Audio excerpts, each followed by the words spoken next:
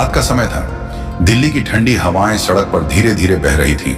सड़क पर ट्रैफिक कम हो चुका था, लेकिन एक पुरानी इमारत के भीतर कुछ हलचल थी। अनिका 25 साल की लड़की अभी अभी नई नौकरी के लिए इस शहर में आई थी।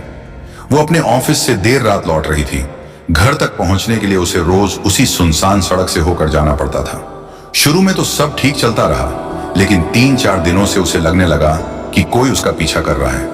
वो पीछे मुड़कर देखती तो खाली सड़क, कभी कभी दूर परछाई सी हिलती दिखती और फिर गायब हो जाती। एक रात जब वो ऑटो से घर लौट रही थी, उसने देखा कि सामने वाली सड़क पर वही काली परछाई खड़ी है। जैसे ही ऑटो उसके पास से गुजरा, वो परछाई अचानक गायब हो गई।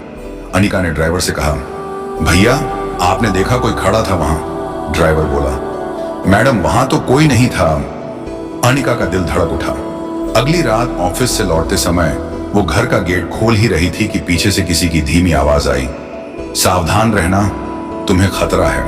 वो तुरंत पीछे मुड़ी, लेकिन वहां कोई नहीं था, सिर्फ ठंडी हवा का झोंका। अब अनिका डर गई। उसने अपनी सहेली मीरा को सब बताया। मीरा बोली, तू ज्यादा सोच रही है, हो सकता है थकान हो। लेकिन अनिका को यकीन था कि यह सिर्फ उसका भ्रम नहीं है। कुछ दिन बाद ऑफिस में एक नया सीनियर जुड़ा, राहुल। राहुल अजीब था। वो बार बार अनिका को देखता रहता। उसकी आंखों में कुछ रहस्य छिपा हुआ था।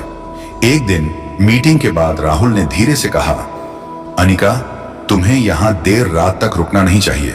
अनिका चौंकी। आपको कैसे पता कि मुझे कोई फॉलो कर रहा है? राहुल मुस्कुराया पर कुछ बोला नहीं।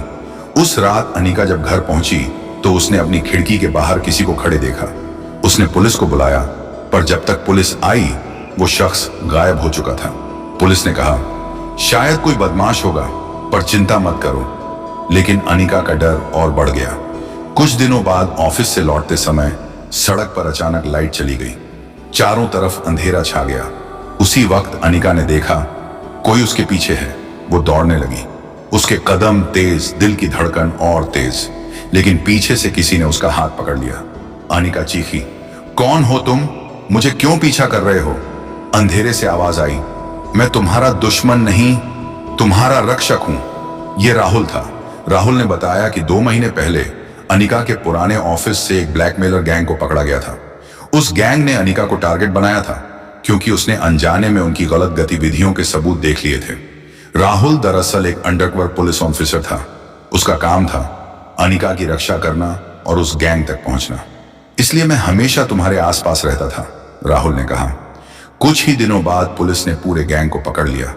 अनिका सुरक्षित थी, लेकिन उसके दिल में हमेशा एक सवाल रह गया। कभी कभी जो परछाइयां हमें डराती हैं, वो हमारी हिफाजत के लिए भी हो सकती हैं।